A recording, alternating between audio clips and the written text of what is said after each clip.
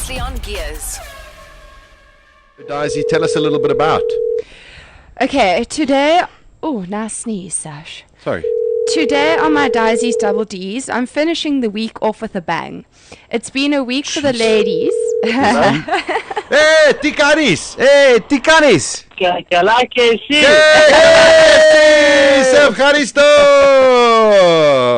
Sorry, Disi, we interrupted you. No problem, Sash. Carry on, Disi. Can I start again? Yeah. Start again. Start again. But don't Hey, look at- Tikanis! Hey, Tikanis! Guys, don't look at me funny when I say that word. What? The word Bang. Yes. Today on my Disi's Double Ds, I'm finishing the week off with a bang! Bang! Wow. It's been a week for the ladies, and today I have yet another gorgeous male who kicks a rugby ball as accurately as Phil Taylor throwing his dart for the bull's eye. 180! Feel the power, Taylor! Sorry. Has fantastic hands and incredible speed. It's Demetri Catrakilis. Demetri Catrakilis, push from the Hello, rear. hello. St. John's, my friend. Hey. Guys, I've not finished my intro. Oh, okay. shit, Sorry. Sure. There's some serious ADD in this room today. Okay. As I'm sure you all know, Demetri is the Southern Kings fly half, and he's really made his mark on the field in the Super 15 this year. Greece's most famous rugby player. Today, we are fortunate to chat to him after a very exciting announcement this week. Hi, Demetri. Welcome to Gears on Balls Visual Radio. Hello, it's a pleasure to be on. Hey, Tikanis, Dimitri. Tikanis, Demetri. Listen, it's great to have you. How's Gala. Kala? So now, I was trying to do Google Translate, and so doing English sentences into Greek. But Yes, Sasha, but you can't translate apopiso on Google Translate. Oh, you can't say those words either. You can. No, you can. You can translate. I'm sure you can. Dimitri, how you I'll finding? tell you what it means. Yes, yeah. How you finding talking at the moment with one left tooth? No, I actually got it back yesterday. Thank goodness. See, when you go to These private useless school, rugby players. What happened? No, not all rugby players are very coordinated, so it was a bit of a mistake. It was a bit of a mishap at training yesterday, oh no, where we were just going just sort of semi-contact, and it was just a mistake. Luke's elbow actually just hit me in the mouth. so it was Luke. Before I knew it, my tooth was out of my mouth, and I was bleeding everywhere. But Which anyway. tooth was it? Hopefully not the front It one. was one of my front ones. Yeah. Oh, Can you believe it? Oh no, Yeah, jeez. Well, but I maybe got it fixed, and it's all better now. maybe you should go back and play for Western Province then. Stop it. It's back.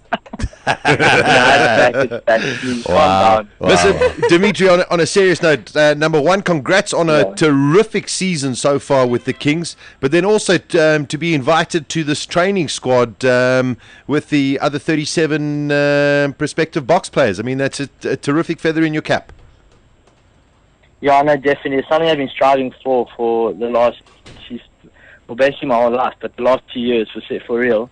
And for it to happen now it's a dream come true for me, and it's going to be a really good experience, and I'm honored to be there. I always get ripped off. I'm actually from Port Elizabeth myself, and Sasha and Ian think that every guy is my brother, but he's also my boyfriend. We somehow all related. Was that They all inbred. was it a tough move initially, moving from the Cape to PE? I think Cape Town, I used to live in Joburg also, so I think Joburg and Cape Town are very different. It's a lot more busy, but I've gotten used to it, and I'm actually starting to love it now. I go to training every day, come home, no traffic on the way home, no traffic on the way there. It's just very relaxed. The beach is beautiful. I think it's got the best sea in the country, and I love the sea, so I've really adapted, and I'm really, really enjoying it. How are you finding the traveling when you're based in such a quiet little place, and then you're having to hit the big cities to go and play rugby and get on planes and do that whole thing? That's a tough call for you. It's a tough call, I suppose, for anybody who has to travel that much. No, it's cool. It's actually it's a nice mix-up, because you go and it's a bit hectic, and then you come home and it's quiet, so you have a nice balance. It's actually perfect, because when I used to stay in Cape Town and Joburg, you go and it's hectic, and then you come back and it's still hectic, so you're always hectic. So you have a nice balance where it's relaxed, and then you go away and it's a bit busy, and you come back and it's very quiet, which is I think it's ideal in a lifestyle. Okay. Demetri, let's just go back a little bit. I mean, surely when you were at St. John's, push from the real, Hey. lovely school, Hey. surely your parents must have been sitting and saying, all right, Demetri, you come from the civilization that invented maths, that invented law, medicine, everything, or you're going to become an architect, or you're going to become a lawyer, or you're going to become a doctor, and all of a sudden you become the highest point scorer ever in the history of St. John's College playing rugby. That must have been a bit peculiar for the Greek fraternity. Yeah, I think most of the Greek fraternity is like that, but my family is actually very sporty. So me starting playing rugby when I was 3 years old was actually normal in my family, where my brothers were the same. Wow. And throughout school, my dad used to come to all my rugby games. My brothers used to go train with my brothers all the time. So it's always been very supportive in our family. My whole family is very, very sporty. So me playing rugby and playing soccer and playing cricket in high school was actually just normal for my family. How was the experience at St. John's in terms of rugby? I'm an old St. John's boy, and obviously very proud of you for doing what you've done. But I mean, it's a good culture of rugby there. There's a very alive culture when it comes to the first team and getting support behind it, etc. Do you think that helped you in your career?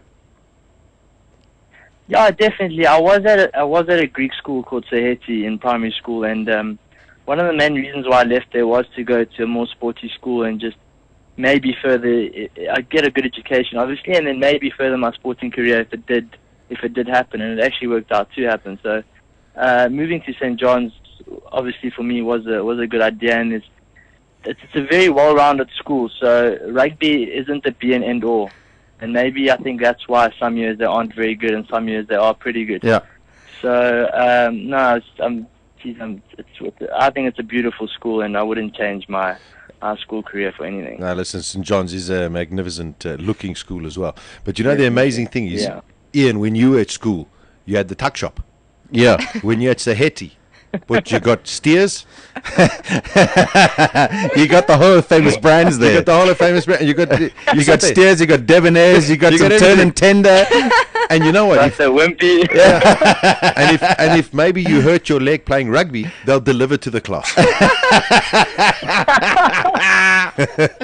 Oh, dear. Demetri, let's look forward. I mean, let's talk about the Kings season, because I mean there was so much written about the Kings. There was such a furore about which of the teams gets in, and there was a lot of politics involved.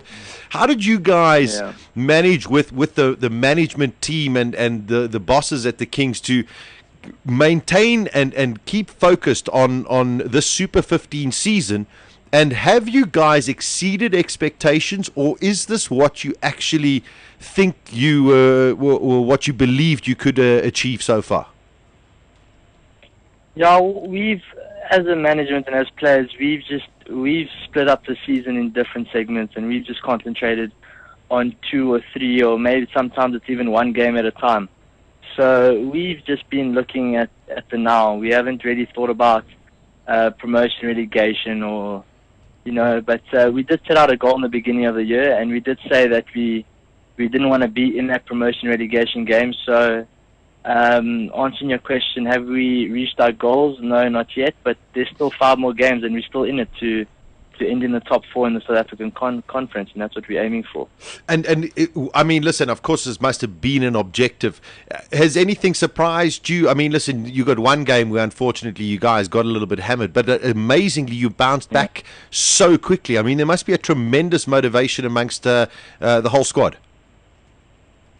Yeah, that one game I thought was very out of character for our team. I thought we were very, very flat, and that's not us. But I think we've come together as a team. We're a very tight-knit unit, and I think it shows on the field when we defend, especially.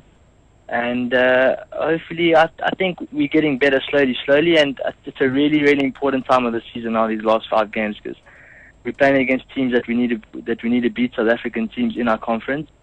So if we can get a few wins, I think we can surprise a lot of people. I want to know, you've had a great season with the Boot, over 100 points so far. Is kicking for poles something that you've always been good at, or is it something you've worked really hard on with coaching staff? And have you modeled your technique or your style on the likes of Johnny Wilkinson or Dan Carter?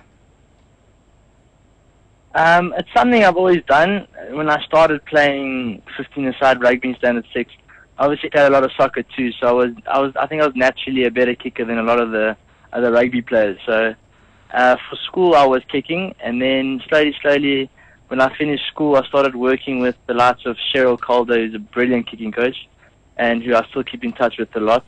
And she works with me a lot at UCT. The I-Gym she lady. Also worked with Johnny Wilkinson. That's it, yeah. She also worked a lot with Johnny Wilkinson, so she obviously had a lot of Johnny's input on me. Huh?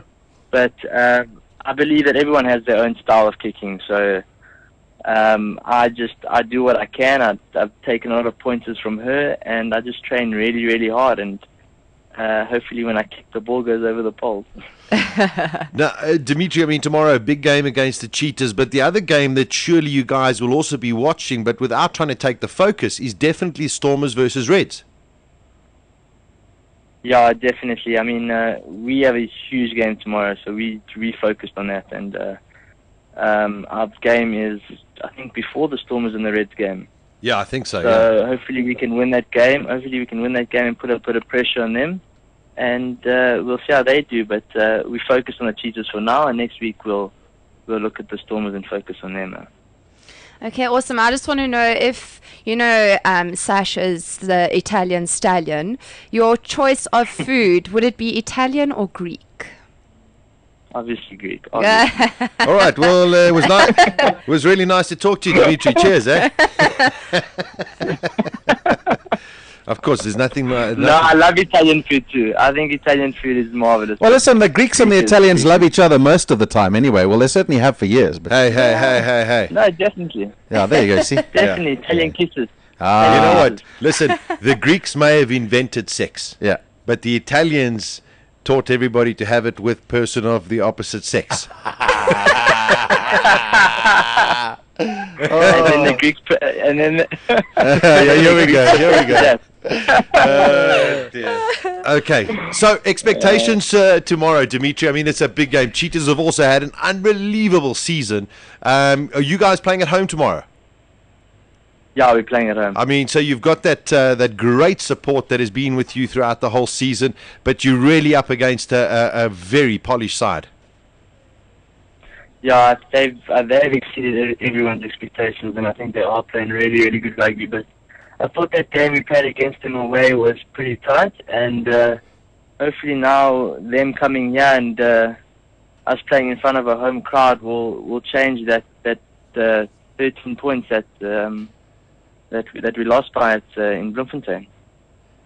Okay, well, thank you so much. Go the Kings. I hope you guys win tomorrow, backing you all the yes. way. Now, Go the Kings. Now listen, has Luke now, I mean, besides murring your tooth out there, and has he cut all of that Moses beard off now? Yeah, he has, thankfully. I think a lot of the guys are putting pressure on him to cut it off. Did you see how much better he played once it was cut off?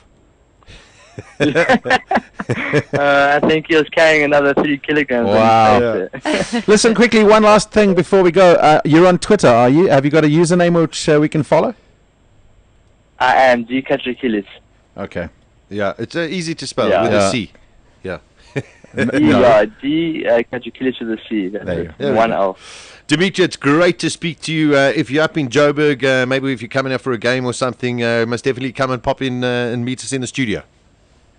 Yeah, I'd love to, definitely. All right, we wish you all of the best for the rest of the Super 15 season, and also, of course, with the training camp. And let's hope you get yourself your Bok colours. Thank you so much. Good I luck, appreciate Demetri. it. All right. Thanks, Shad. Yeah, Bye. study Havasalo or something. Yes, bye. Italians. It works something. Don't you say yeses? Yeah, no, but that's when you're having a drink. I think Yeses. he said ciao ciao, just by Yeah, the no, way. but yeses. Yeses. Studiosus. That's if you're having a drink, a cheers. Right. Okay. Anyway, that was awesome. Yeah, what a nice guy. Brilliant guy. Good luck Okay. to him. I want him to play for the Springboks now. Yeah. Well, At the next intersection, turn on Gears with Sasha Martinengo. weekdays from 12 to 2 p.m. Central African Time.